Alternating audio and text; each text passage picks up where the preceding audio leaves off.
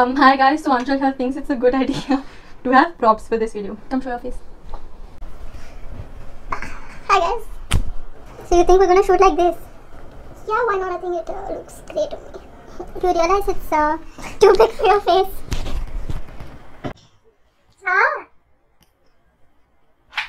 Stop it. Get some help. Cricket is not just a sport in India, it's an emotion. It's that one thing that brings all of us together, and that one thing we all share in common, irrespective of who we are and where we come from. Yeah, I mean, like any other Indian, we've thoroughly enjoyed watching and playing the sport. So when we see the word cricketer, the first few names that pop up into our heads are usually the names of male cricketers. Very rarely do we find people calling women cricketers as their idols.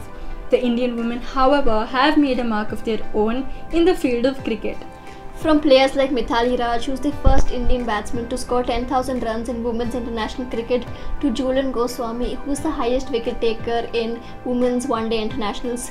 Even the younger players have shown some exceptional performances, from Smriti Mandhana, who was awarded as the International Women Cricketer of the Year in 2019, to the very youngest Shefali Verma, who recently scored a 96 in her first test innings. But there's a story behind all of this, so let's go back in time. Back in 1970s, a man named Mahendra Kumar Sharma took up the responsibility of encouraging and uplifting the cricket scene for women in India. He then went on to form WCAI, Women's Cricket Association of India, which was one of its kind. After its formation, he met a few talented players like Sudha Shah, Shanta Rangaswamy, Diana Edulji, and many more, who eventually went on to become the first ever generation of women cricketers to represent India. All thanks to him that this journey got kick-started. But the journey of women's cricket in India has never been a smooth sailing one. To start with, due to the lack of faith in the abilities of women to play this so-called gentleman's game, the lack of finances has been one of their biggest struggles for the longest period of time. For instance, the major challenge faced by any sportsperson is usually on-field, but for the female cricketers in India, the challenges were both on and off the field.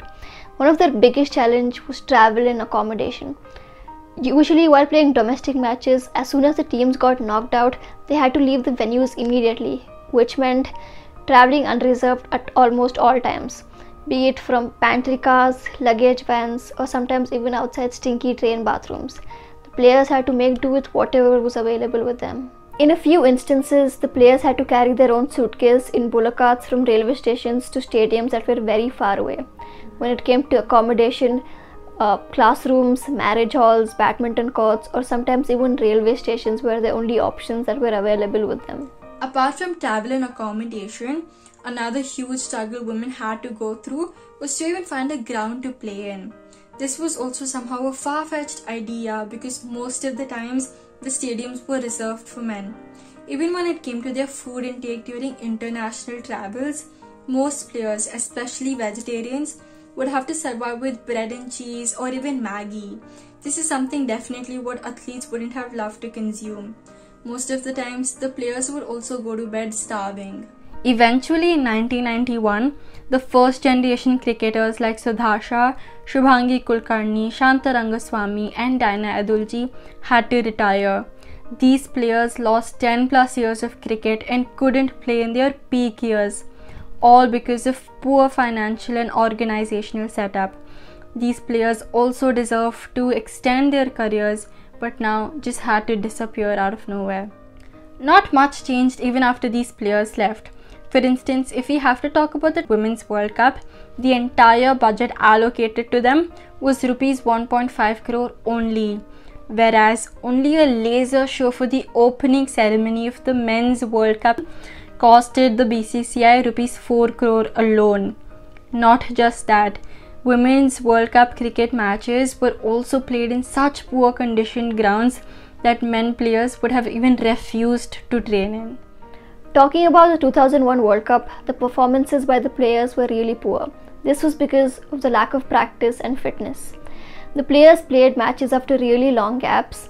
The WCAI did not have money to invest in trainers, dietitians or nutritionists.